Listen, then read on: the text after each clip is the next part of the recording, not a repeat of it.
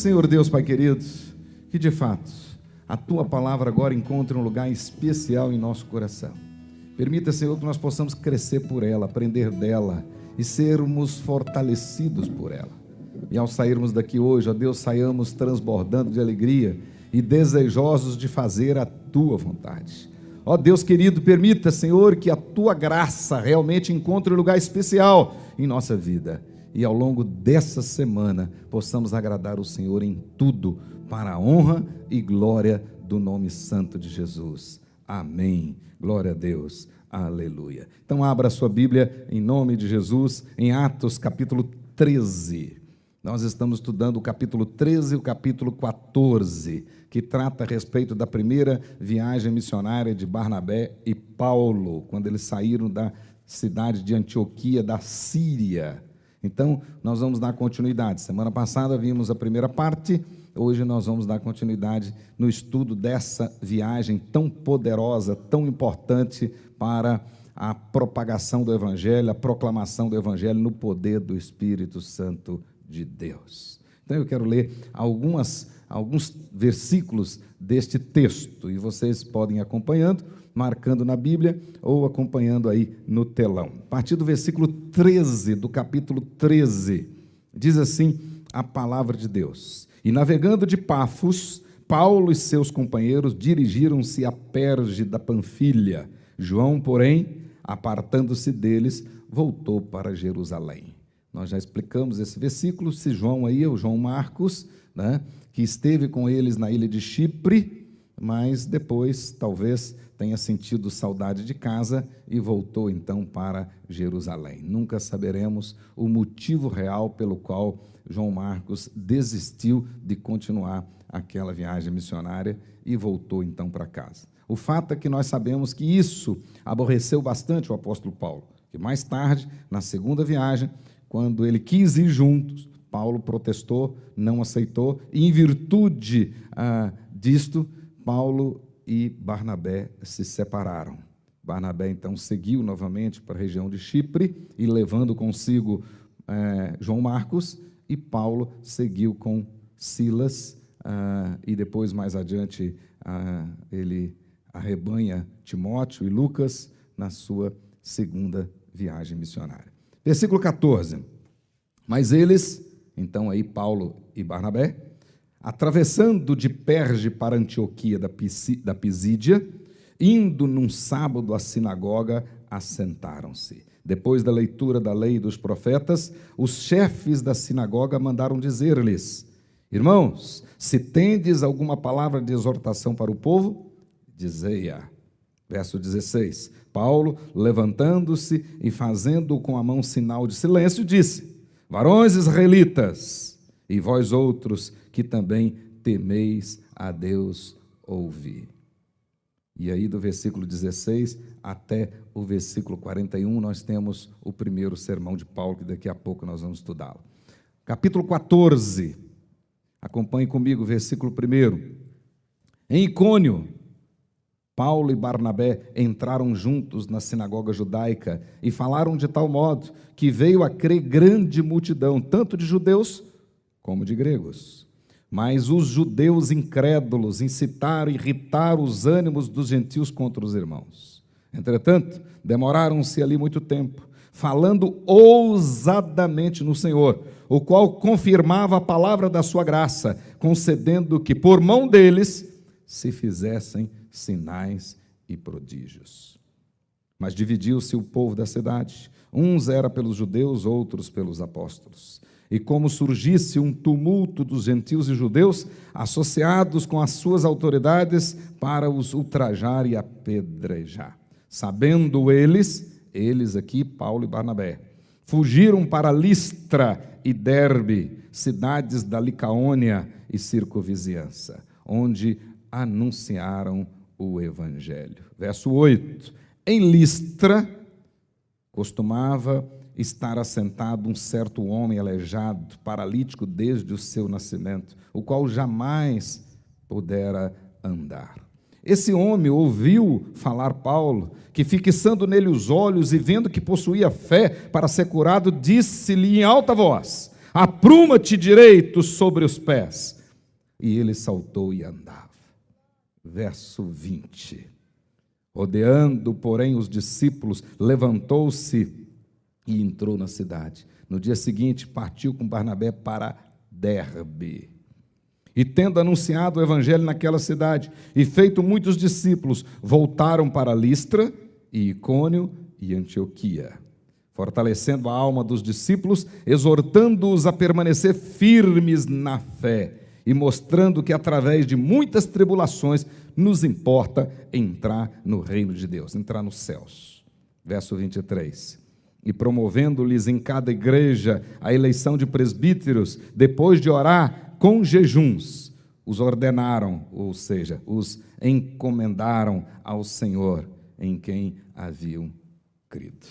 Verso 24, atravessando a Pisídia, dirigiram-se a Panfilha. Verso 25, e tendo anunciado a palavra em Perge, desceram a Atália. E dali navegaram para Antioquia, onde tinham sido recomendados a graça de Deus para a obra que haviam já cumprido.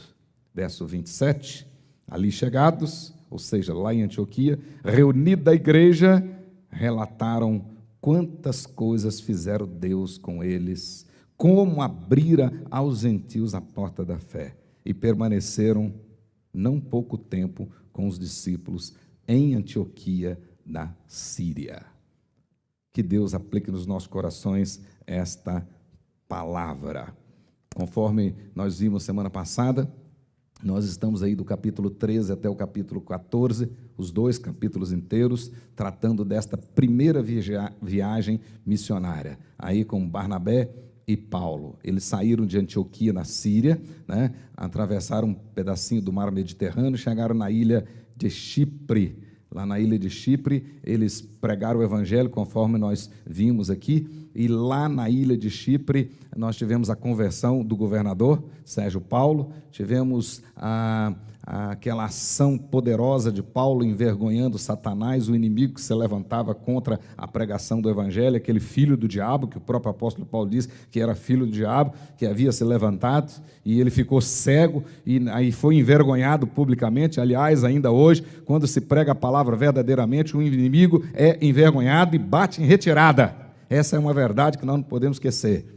Então, pela pregação do evangelho, o inimigo bateu em retirada, Sérgio Paulo viu o milagre do Senhor e se converteu, e com ele muitas pessoas. Saíram ali da ilha de Chipre, atravessaram um outro pedaço do mar Mediterrâneo e chegaram em Atália, que era o porto na região da Panfilha, e passaram direto na cidade de Perge.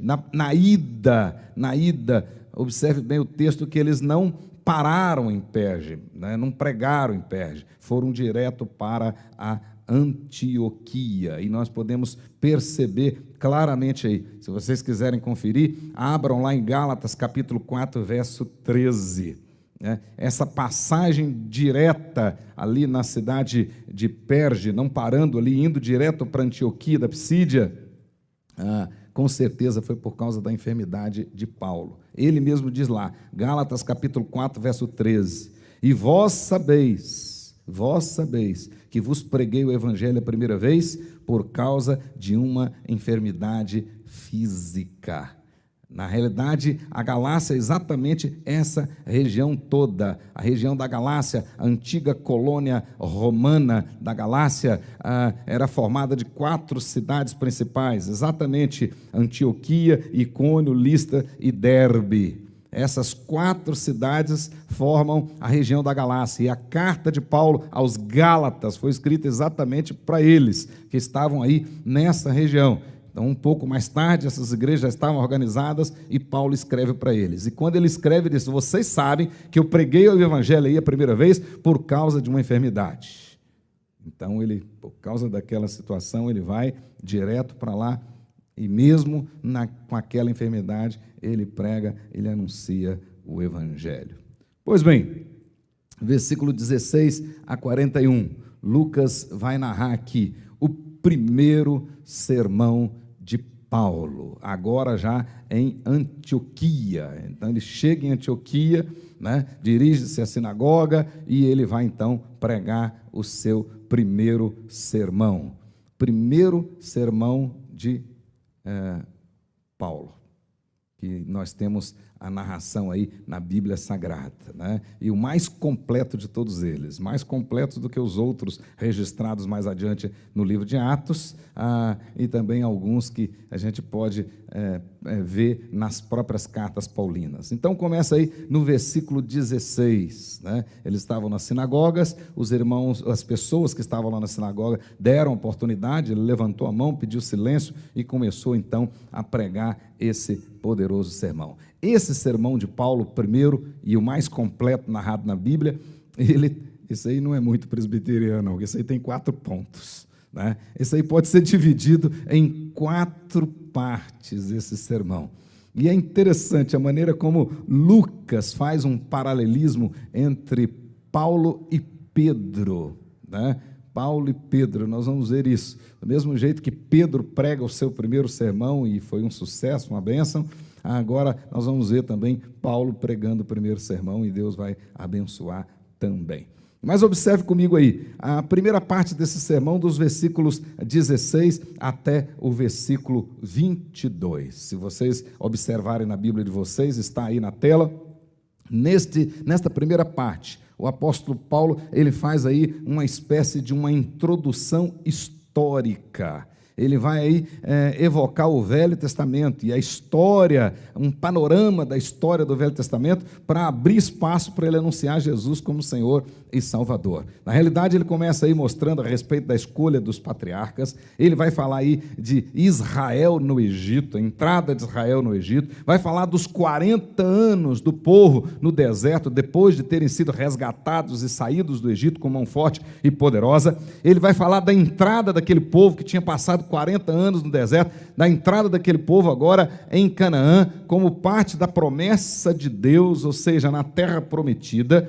Ele fala nessa introdução a respeito dos juízes e dos profetas, e ele cita nominalmente a Samuel, que foi o último juiz e o primeiro profeta. Então ele faz essa transição daquele período também de mais quase 400 anos, continua na sua introdução e vai falar especificamente dos 2 primeiros reis, inclusive ungidos pelo profeta Samuel, pelo juiz Samuel. Ele então conclui o seu período de juiz e agora o povo pede rei e se transforma numa monarquia, e o próprio Samuel é que vai ungir o primeiro rei, Saul, né? Ou Saulo, e que era inclusive da tribo de Paulo, ele era benjamita, e o próprio Samuel o unge como rei, e ele fica no trono durante 40 anos, e depois assume no lugar dele, ungido também por Samuel, Davi, esse sim, escolhido por Deus, segundo o coração de Deus. Saul foi escolhido pelo povo, segundo o costume do povo, o coração do povo, o desejo errado do povo, desobediente do povo, o desejo de rebeldia do povo, e inclusive desobedecendo a própria ordem das bênçãos de Israel, das bênçãos de Jacó, porque quando Jacó abençoa seus filhos, os patriarcas, ele abençoa Judá, e a tribo de Judá, dela que sairia, o que deveria sair, os reis. Por isso é que Jesus é da tribo de Judá. Ele é o rei dos reis, o Senhor dos senhores. E na desobediência daquele povo, eles escolhem um bonito, de boa aparência, mas da tribo de Benjamim.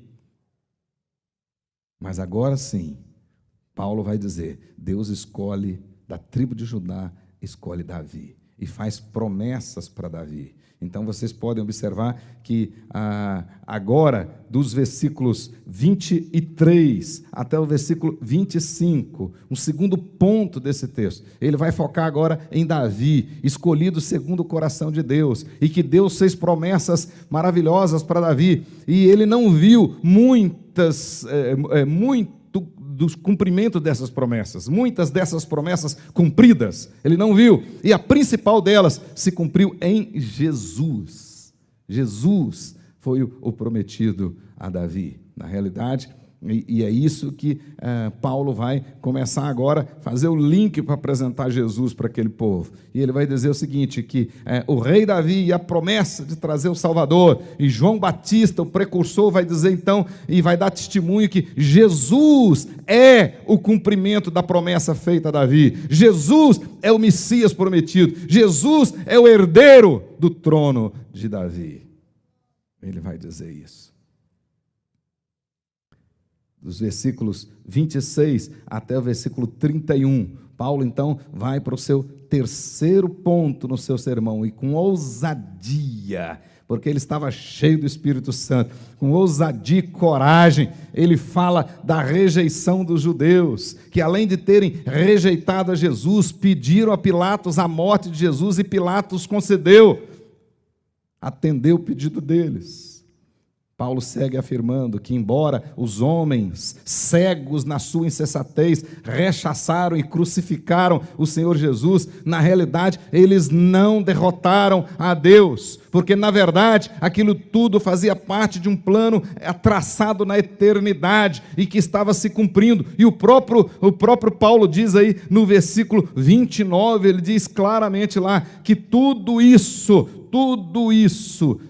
dizia respeito ao Senhor Jesus. Tudo aquilo que foi dito a respeito de Jesus estava escrito e estava se cumprindo. Num brado de vitória, Paulo declara então no versículo 30, e Deus o ressuscitou dentre os mortos.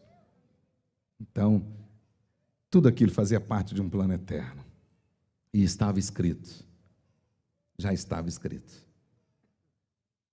E Deus ressuscitou o Senhor Jesus dentre os mortos. Deus o ressuscitou. E ele foi visto, Paulo continua dizendo, e ele foi visto por várias testemunhas. Né? A ressurreição, além de ser o cumprimento das profecias, também prova que Deus aceitou o sacrifício de Jesus.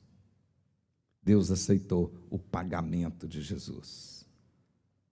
Então, Paulo vai argumentando exatamente dessa maneira. Então, ele deixa claro ali que a ressurreição de Jesus é o cumprimento das profecias de Deus feita a Davi. Agora, encerrando o sermão dele, nos versículos 24, do versículo 32, melhor dizendo, até o versículo 41, acompanhe comigo aí, né, do 32 até o 41, nós temos a quarta e última parte desse sermão. A partir do versículo 31, mais especificamente aí no versículo 32, Paulo então vai pegar tudo aquilo que ele tinha falado a respeito do Velho Testamento, para anunciar Jesus Cristo como as boas novas, como o Evangelho, o cumprimento das santas promessas feitas aos pais. Olha o versículo 32. E nós vos anunciamos o Evangelho da promessa feita aos nossos pais. Então, toda essa história que ele fez, então o sermão do apóstolo Paulo, absolutamente bíblico. Ele pegou lá no Velho Testamento e veio traçando uma ordem lógica de toda a história e diz, olha aqui, olha para mim, Jesus é o cumprimento dessas promessas feitas aos nossos pais. Todo mundo presta atenção e ele continua deixando claro aí que para os seus ouvintes que rechaçaram, né, que rejeitaram esse Jesus, né, mas mesmo assim, Jesus, o apóstolo Paulo vai dizendo, Jesus é a solução. Jesus é a única solução. E ele então vai agora apelar, ele vai desafiar os seus ouvintes a reconhecerem Jesus como o prometido e escolhido de Deus, para o receberem como Senhor e Salvador, para a remissão de seus pecados e para a justificação. Versículo 38 e 39. Tomai, pois, irmãos, conhecimento de que se vos anuncia remissão de pecados por intermédio deste Jesus, né? E por meio dele Todo que crê é justificado de todas as coisas das quais vós não pudestes ser justificados pela lei de Moisés. Ele vai caminhando para a sua conclusão e o apelo dizendo o seguinte: olha, ninguém, nenhum homem pôde e poderá cumprir a lei de Moisés. Portanto, por causa da lei, todos estão condenados, são culpados diante dela. Mas Jesus cumpriu toda a lei, na sua vida e na sua morte. E a ressurreição é a prova de que Jesus aceitou, que Deus aceitou o cumprimento feito por Jesus. Então, Ele tem o direito agora de justificar todos aqueles que nele crê. Então, o sacrifício de Jesus é que pode nos proporcionar a remissão dos nossos pecados. Ou seja, em Cristo Jesus, Deus pode rasgar o escrito de dívida que era contra nós. Isso que Paulo está explicando para eles. E só Jesus pode creditar justiça na sua conta. Só Ele pode fazer isso.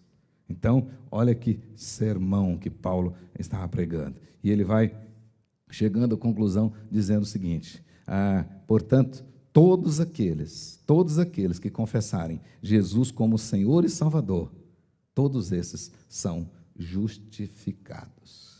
Mesma coisa que Pedro fez no seu primeiro sermão, lá no dia do Pentecostes. Ele disse: olha, não há outro nome, nem no céu e nem na terra, pelo qual importa que sejamos salvos, só Jesus. Só Jesus. Depois, no capítulo 4, ele repete no outro sermão a mesma coisa. Só Jesus pode nos dar a salvação. Com a mesma teologia, no mesmo nível, na mesma toada, Paulo agora, no seu sermão, lá em Antioquia, ele diz: só Jesus é a solução. E Marcos aqui hoje diz para todos que estão aqui: só Jesus é a solução. Não tem outra. Não tem outra. E ele pegou todo o Velho Testamento para mostrar todo o desenrolar da história. Tudo aquilo que aconteceu fazia parte do plano eterno, já estava escrito, e tudo que se disse a respeito de Jesus se cumpriu literalmente, e a ressurreição dele é a prova de que Deus aceitou o seu sacrifício. Portanto, o sacrifício de Jesus continua sendo suficiente e eficaz para a salvação de todo aquele que nele crê. Paulo encerra esse sermão. E mais uma vez, agora nós podemos ver, nos versículos 42 até os versículos 52, olha aí na sua Bíblia, né? Nos versículos 42 até os 52, o que várias vezes, desde lá de Pedro, no capítulo 2, no dia do Pentecostes, até agora, várias vezes Lucas repete isso. Então, observe que tem uma intenção aí. O Espírito Santo de Deus quer dizer alguma coisa para nós. E para nós brasileiros que estamos aí na iminência de começarmos a ter uma perseguição nas igrejas. Mais uma vez, Lucas vem deixar claro para nós, nos versículos 42 a 52, que toda vez que o cavalo branco, com seu cavaleiro, estiver vencendo, o aparecimento dos cavalos vermelhos, pretos e amarelos será automático, inevitável. Depois desse sermãozaço e de muitas pessoas terem se rendido ao Senhor Jesus, olha aí no versículo 46, Paulo e Barnabé falavam ousadamente, o texto diz, e ousadamente aqui significa com confiança aberta, destemida, coragem entusiástica, comportamento corajoso. E um detalhe interessante aqui, professor Paulo, né? A voz desse verbo aqui é a chamada voz depoente médio. Isso tem um detalhe curioso na língua grega, que não tem no nosso português, mas é muito importante. Significa que a ação do sujeito aqui é ativa, mas tem alguém ajudando. Por isso é que é médio, tem alguém ajudando. E quem é que está ajudando? O Espírito Santo de Deus. Por isso que Barnabé e Paulo pregavam ousadamente. O Espírito Santo estava usando aqueles homens para a glória de Deus, destemidamente.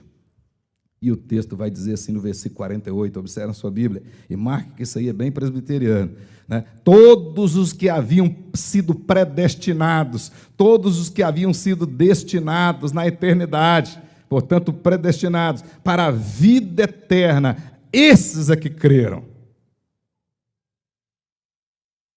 Então nós temos aí, não só a doutrina da predestinação, da eleição, mas também do chamado irresistível, eficaz da ação do Espírito Santo. Paulo aqui, ousadamente, com Barnabé, ousadamente, fizeram o chamado geral, pregaram o evangelho, fizeram o chamado geral, e o Espírito Santo foi lá e agiu na vida daqueles que tinham sido destinados para a vida eterna. Mas olha o que Lucas faz questão de dizer, e que eu falei mais uma vez. Olha aí no versículo 50, né?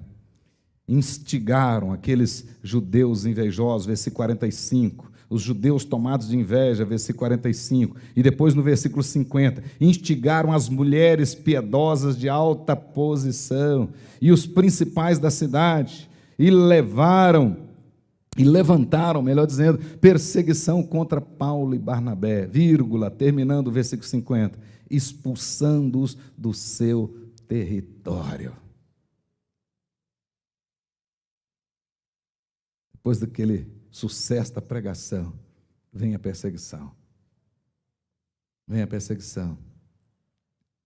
Quando a igreja está vencendo. E eu já te expliquei várias vezes que o cavalo branco lá do Apocalipse, capítulo 6, lá o cavaleiro, é uma referência a Jesus e a vitória do Evangelho. Onde o Evangelho estiver vencendo, onde ele estiver sendo pregado no poder do Espírito Santo, pode saber que vai ser levantada a perseguição.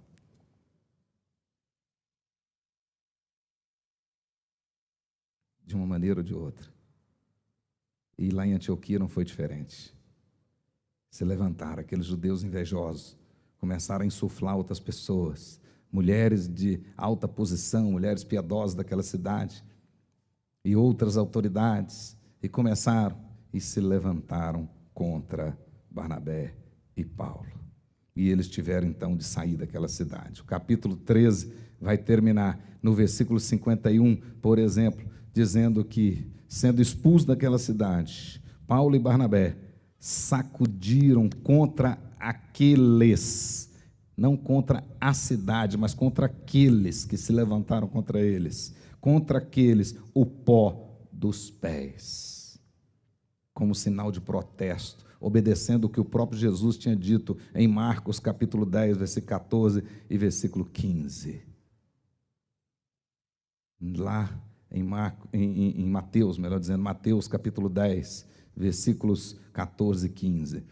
Lá Jesus disse: bata as chinelas, vai embora, deixa que o Senhor tratará com eles. Eles sofrerão a justiça do Senhor.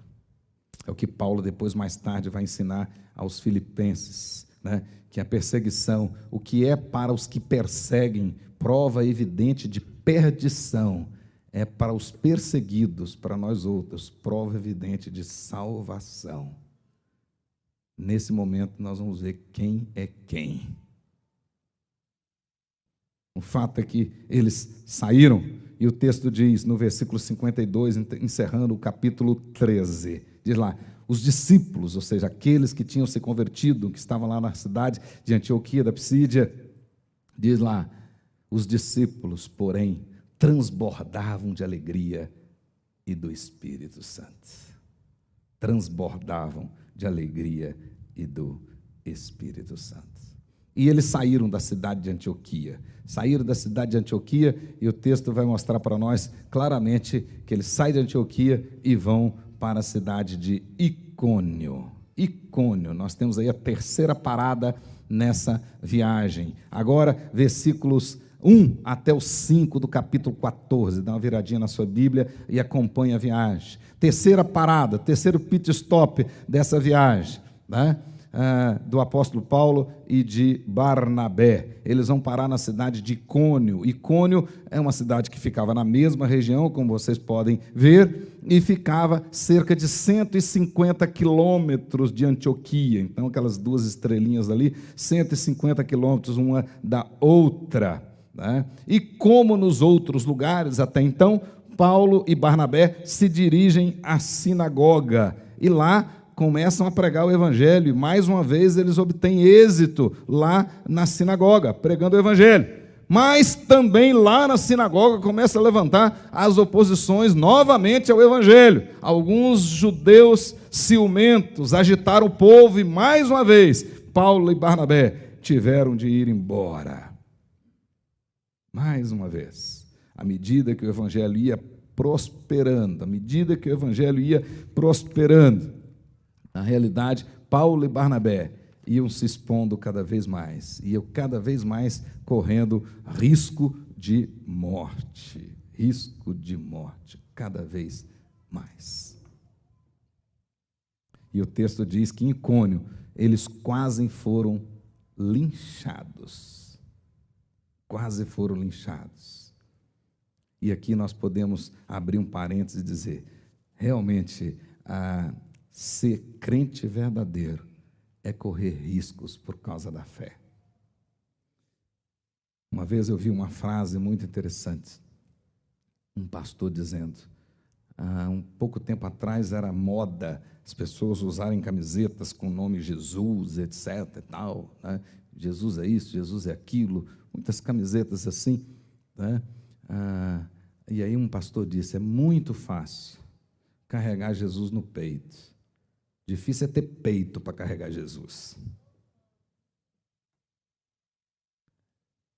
É muito fácil dizer que é cristão, difícil é viver integralmente o cristianismo. E viver integralmente o cristianismo é correr risco de morte. Isso estava acontecendo com Paulo e Barnabé já na primeira viagem.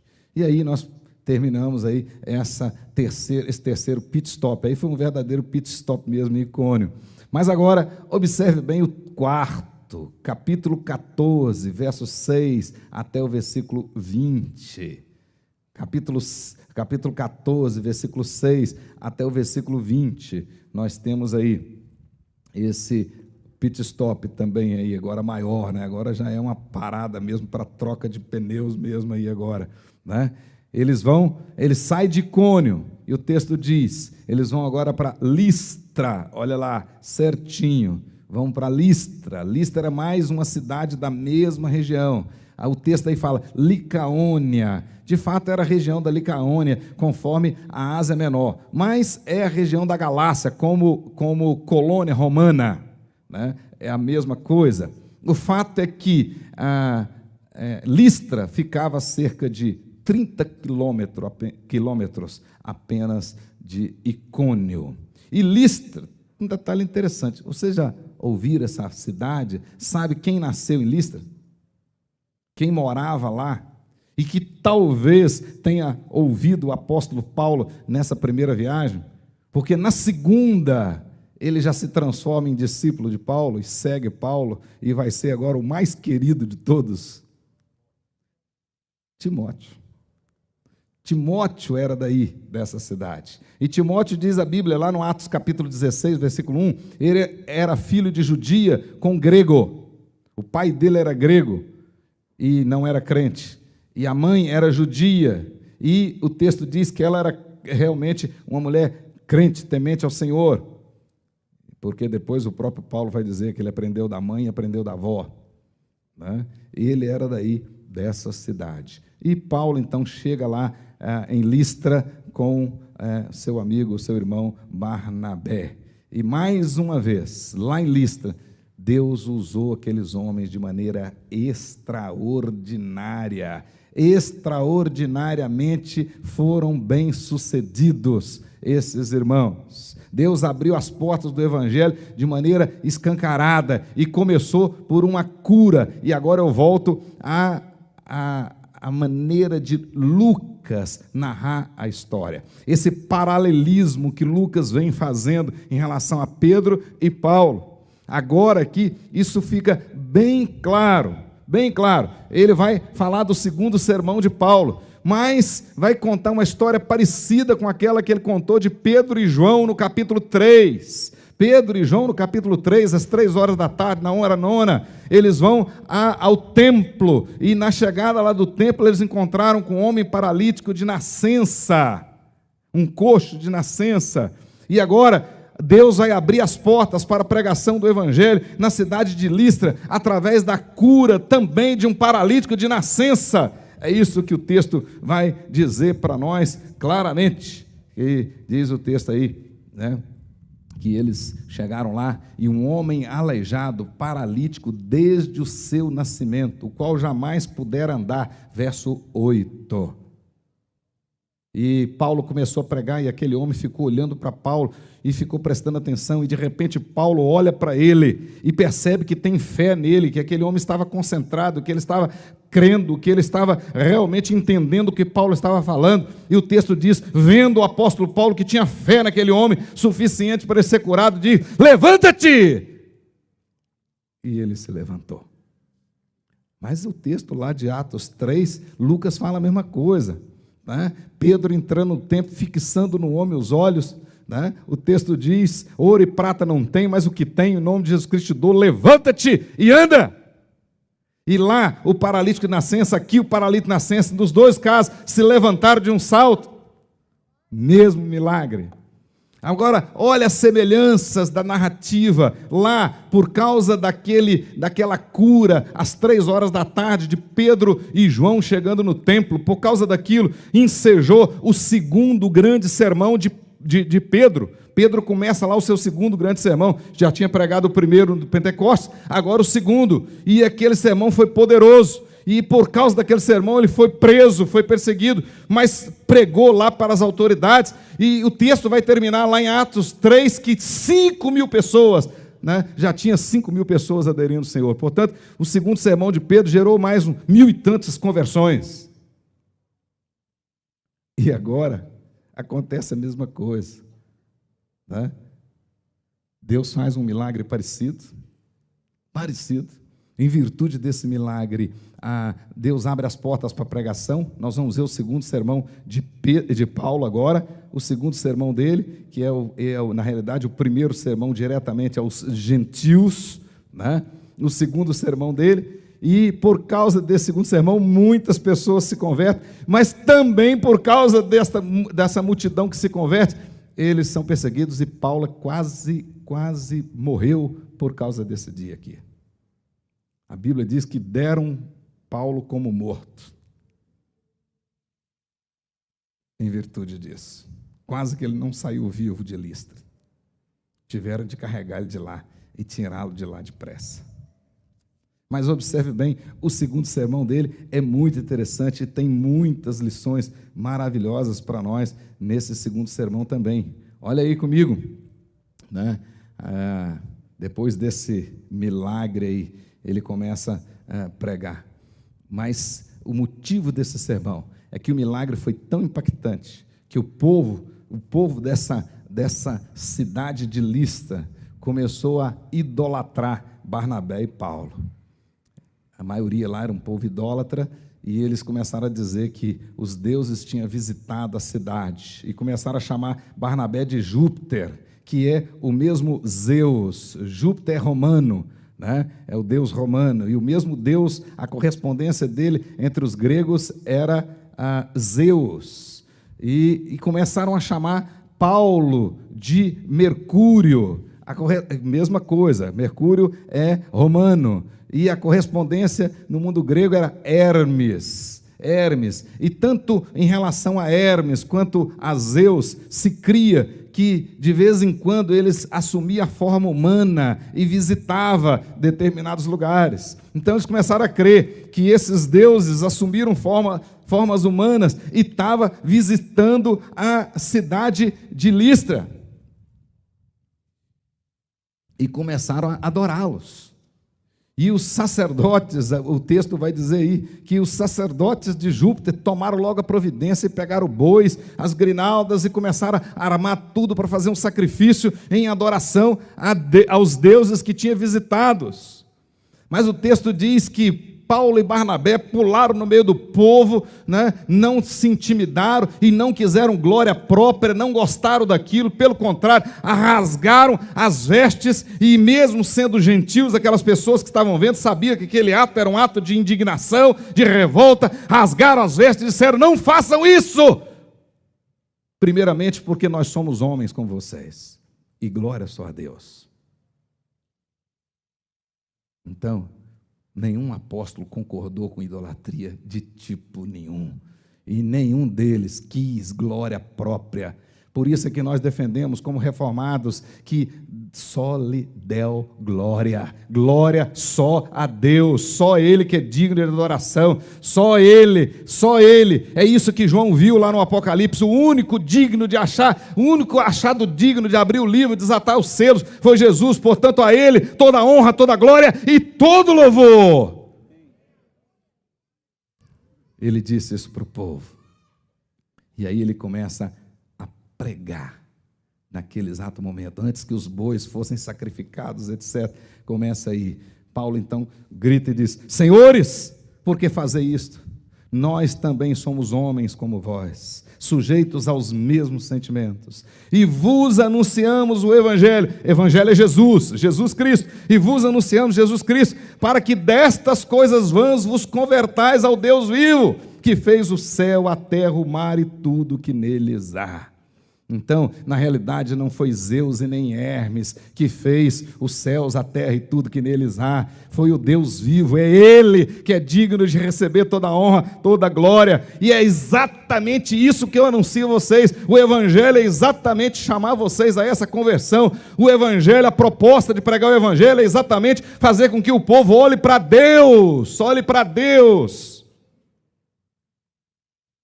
Isso é que ele está dizendo. Então, aquele que aceita o Evangelho verdadeiro, ele não olha mais para homens, ele começa olhando para Deus. De homens você espera tudo, de homens vocês esperam tudo. Maldito o homem que confia no homem. Então, não bote a sua confiança no homem, bote a sua confiança em Deus, em Deus. Ele não muda, é o mesmo ontem, hoje, o será eternamente, e só Ele tem todo o poder.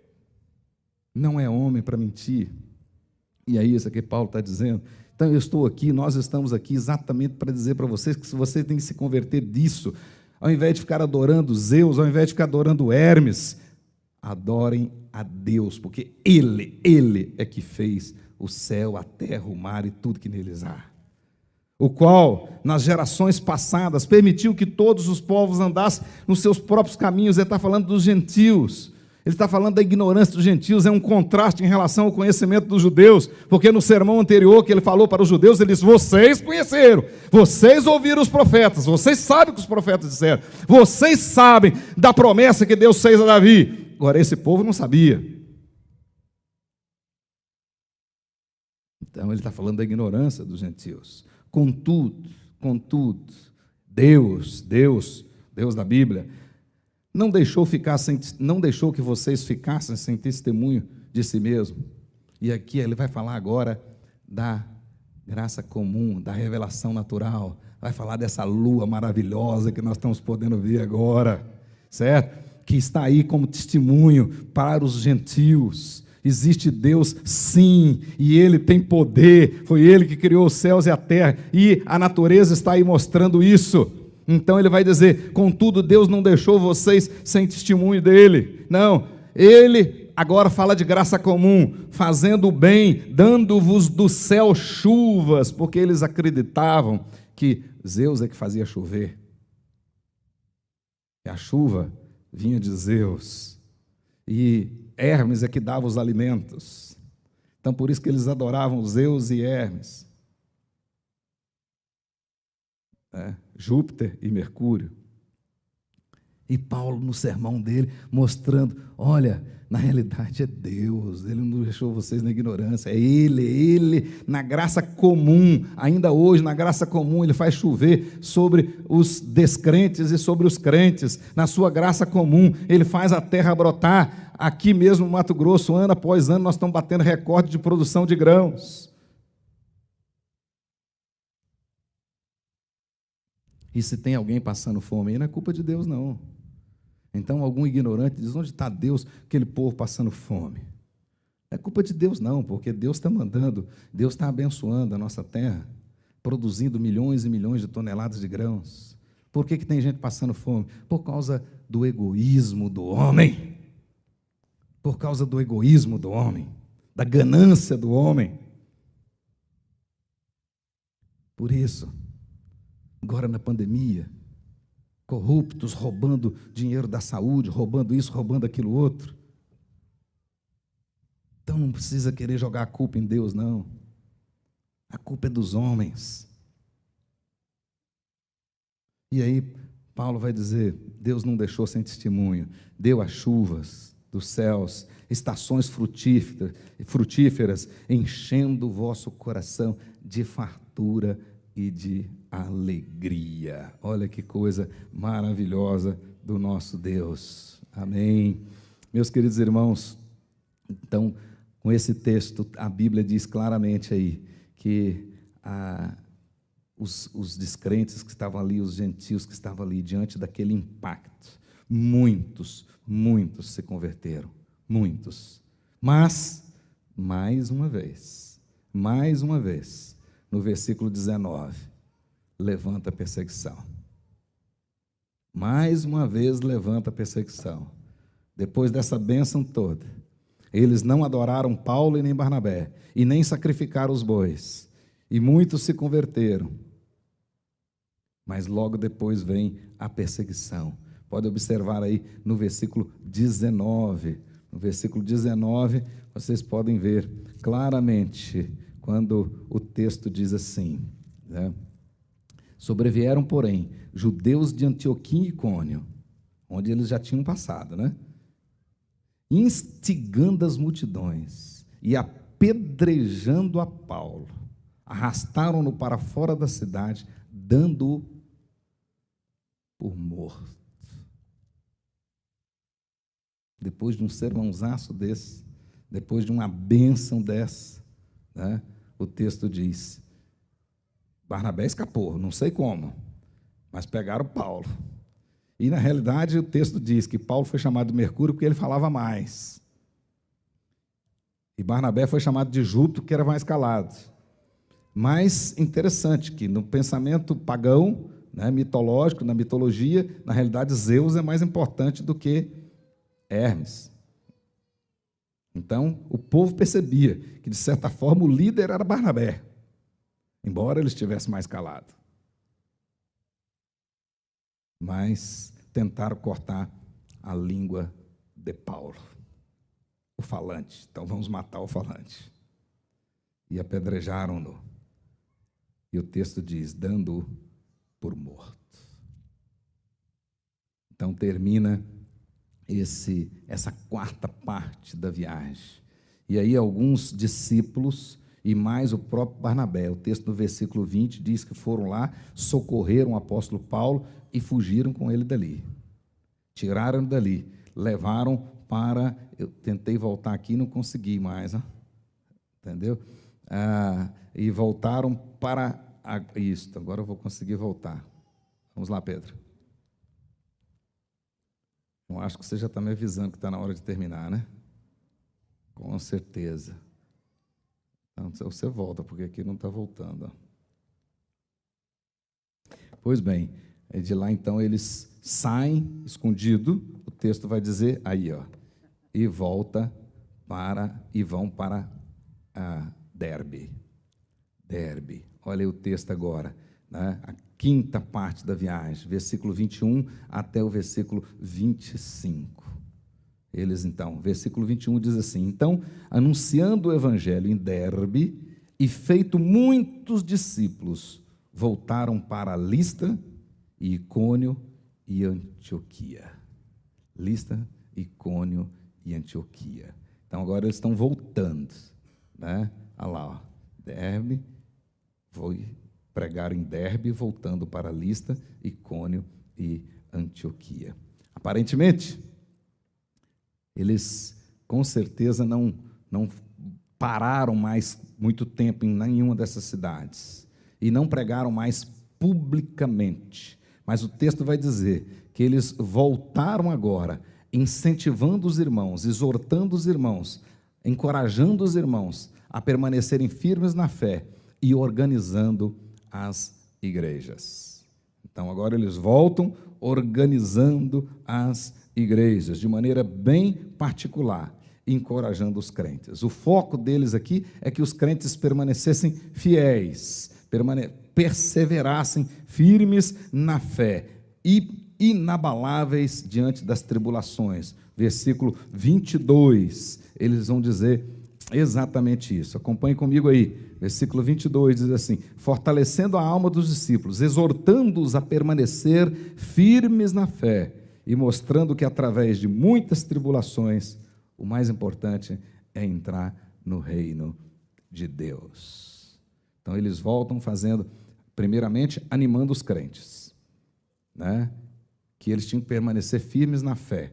Quem está acompanhando aqui na Escola Bíblica Dominical, na nossa classe de adultos, eu já expliquei essa questão da fé.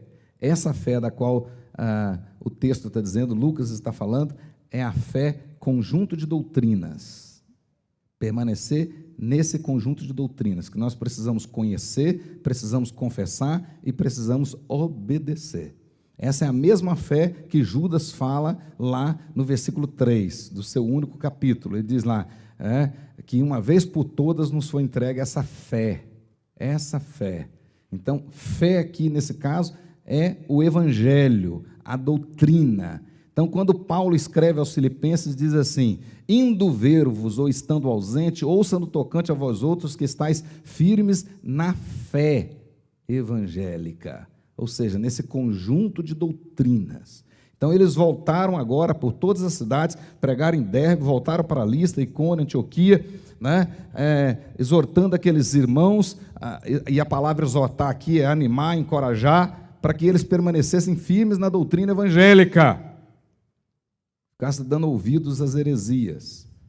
Mas também, o texto diz que eles passaram a animar os irmãos a respeito das tribulações, a ficarem inabaláveis diante das tribulações.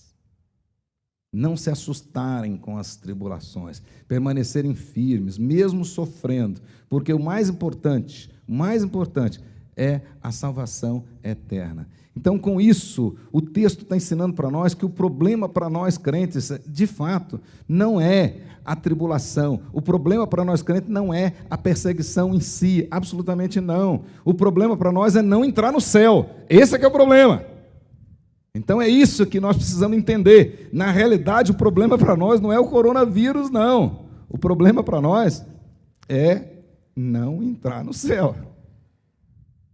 É isso que o crente tem que tomar cuidado. É isso que nós precisamos ficar prestando atenção nisso. Dia após dia. Então, o importa para nós é podermos entrar no reino de Deus. E depois o verso 23 mostra o segundo objetivo dessa volta deles. Então, primeiro, firmando os crentes, firmando na fé e animando-os para enfrentar as dificuldades, as lutas, as adversidades, né? Hoje nós estamos vivendo aqui uma geração de mimimi, que o calo começa a apertar, já vaza a gente para todo lado, e reclamando, né? Deus abandonou, Deus não gosta de mim, etc. Mas o Evangelho, a Bíblia diz que Deus nos deu a graça não somente de crer, mas de padecer por Jesus Cristo. Aquele que não tomar do cálice não tem parte com ele. Jesus disse isso para Tiago, e Tiago foi o primeiro a tomar do cálice. Nós já aprendemos aqui. Então, faz parte, sim, da nossa vida. Mas o segundo grande objetivo deles foi organizar as igrejas. Organizar a igreja. Então, eles foram organizando a igreja em cada lugar. E uma das maneiras de organizar é definir, estabelecer as lideranças. E aqui nós vamos ver claramente a liderança da igreja na mão dos presbíteros. Mês de agosto é o aniversário da nossa igreja. E vocês sabem por que nós chamamos, o nosso nome é presbiteriano? Um nome difícil para muita gente. Às vezes a gente não sabe nem pronunciar o nosso nome. Então, é presbiteriano porque o governo da nossa igreja é de presbíteros. Quem lidera a nossa igreja são os presbíteros. O pastor, ele é um presbítero. Então, eu sou um presbítero igual o irmão é um presbítero, o outro é um presbítero, aquele é um presbítero, o outro que está ali é um presbítero. Por isso é que a nossa igreja é presbiteriana, porque o governo é de presbíteros. E essas igrejas que nasceram, todas eram presbiterianas. né? Porque o texto diz que Paulo passou estabelecendo cada uma delas e elegendo, escolhendo, nomeando presbíteros. E quando o texto diz aqui claramente, encomendaram-os aos senhores, foram ordenados. Aqui é uma referência à ordenação deles, à separação deles para aquele ministério, para liderarem a igreja, mesmo diante das lutas e das adversidades. E como nós já vimos aqui, lá a igreja de Antioquia da Síria, que tinha aqueles irmãos lá que eram comprometidos com a oração, com a palavra, irmãos comprometidos com a doutrina verdadeira, mesmo diante de lutas e de adversidades, eles estavam lá firmes na oração. Esses são os presbíteros da igreja. O próprio Tiago, na carta dele, vai dizer: tem alguém doente? Chama quem? Chama os presbíteros. Chama os presbíteros. Então, irmãos, vocês que estão me ouvindo, mais do que nunca, precisamos orar e valorizar os presbíteros. É isso que Paulo fazia. Ele voltava, vamos organizar, elege os presbíteros aqui, elege os presbíteros lá, e eles voltaram fazendo isso tudinho. E o texto diz que eles vão chegar até em Perge de volta. Na ida, não pregaram em Perge, passaram balado, passaram batido, porque provavelmente Paulo estava doente. Mas agora, na volta, eles param em Perge, pregam, muitas pessoas se convertem em Perge, e aí eles vão para Atália e pegam o navio e voltam direto para Antioquia. Pode observar, aí eles não passam mais em Chipre. Na volta, eles não passaram em Chipre e vão para Antioquia. E aqui a história está terminando. Quando eles chegam lá em Antioquia, observe bem o que o texto diz, né? E o meu desafio é segurar a Bíblia, senão o próximo ponto vai ser: o vento levou. Perfeito? Mas o texto vai terminar para nós dizendo que eles chegaram em Antioquia. Olha o verso 27, encerrando o capítulo 14. Ali chegados, ali aonde? Antioquia da Síria, já, do lado de cá, né? Ali chegados, reunida a igreja. Qual igreja? A igreja de Antioquia, aquela igreja maravilhosa, né? Que tinha líderes comprometidos com oração, que tinha líderes comprometidos com a palavra, líderes generosos, uma igreja generosa, uma igreja solícita, misericordiosa, uma igreja que não tinha preconceito em relação aos judeus e tudo. Mas o texto diz: reunida a igreja, né? Relataram. Isso aqui é um detalhe curioso, que nós não abrimos mão no nosso sistema presbiteriano, não é isso? Os pastores têm que fazer relatórios, têm que mostrar aos presbíteros. Na reunião do presbitério que nós vamos ter agora esses dias, tem que levar os relatórios. Mas está na Bíblia. Eles voltaram agora, e a igreja mãe, a igreja que os enviou, eles foram e deram os relatórios. Olha o que o texto diz: relataram quantas coisas fizera Deus. Eles não fizeram nada, quem fez foi Deus. Olha o reconhecimento da soberania de Deus. Quantas coisas fizera Deus com eles, e como abrir aos gentios a porta da fé. E o texto encerra dizendo: permaneceram não pouco tempo com os discípulos em Antioquia, né? Provavelmente eles devem ter ficado quase um ano agora em Antioquia, porque no ano 50 eles vão para Jerusalém para o presbitério, para a reunião no presbitério, que aconteceu no ano 50. Olha que coisa maravilhosa. Agora eles estão contando a bênção, as bênçãos, né, plural aqui, contando as bênçãos, e toda a igreja se alegrou. E a igreja de Antioquia sentiu que valeu a pena investir em missões. Valeu a pena investir em missões. Os relatórios agora eram maravilhosos. Não existia evangelho em Perge, não existia evangelho em Pafos, na Salamina, não existia no Chipre, não existia evangelho na Antioquia, Icônio, Listra e Derbe.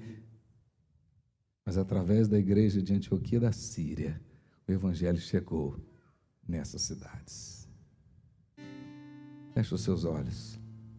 Através da igreja presbiteriana de Cuiabá, o evangelho já chegou em muitos lugares ao longo desses mais de 100 anos. Muitas filhas nossas espalhadas por aí. Mas agora, na nossa geração, nós podemos chegar em muitos outros lugares. Com certeza, nossa igreja hoje está mais forte do que anos atrás, quando os nossos irmãos, com muita carência, com muita dificuldade, juntando os trocadinhos, fizeram muita coisa. Mas hoje nós somos uma igreja que tem muitos recursos e podemos canalizá-los para a expansão do Evangelho. Hoje nós podemos ser uma Antioquia para levar o Evangelho no restante do Mato Grosso, em outros lugares pelo Brasil afora. Quem sabe, no sertão do Nordeste, na Amazônia, na região ribeirinha do nosso Pantanal, no norte de Minas, no Rio Grande do Sul. Quantos lugares na nossa nação carecem do Evangelho? Que bom seria, recebendo os pastores voltando, os missionários voltando e dando os relatórios. E você que ficou orando, e você que contribuiu, poder dar um aleluia, um glória a Deus, que aquela oração, aquela contribuição salvou uma vida que caminhava a passos largos para o inferno. E agora está umbriando conosco e entrará no reino de Deus conosco. Glória a Deus. Ore por isso. Ore por isso. Que viagem missionária poderosa. Essa primeira viagem. Quantas igrejas foram fundadas? Quantas almas se converteram? Eu penso que Lucas perdeu as contas, porque ele parou de falar com quantas pessoas, em números. Porque eu acho que nessa altura já tinha aí, sei lá, 10 mil, 15 mil, não sei. Eu sei que os historiadores dizem que Antioquia da Síria, no final do primeiro século já tinha 150 mil crentes. No final do primeiro século. Olha que coisa. Amém.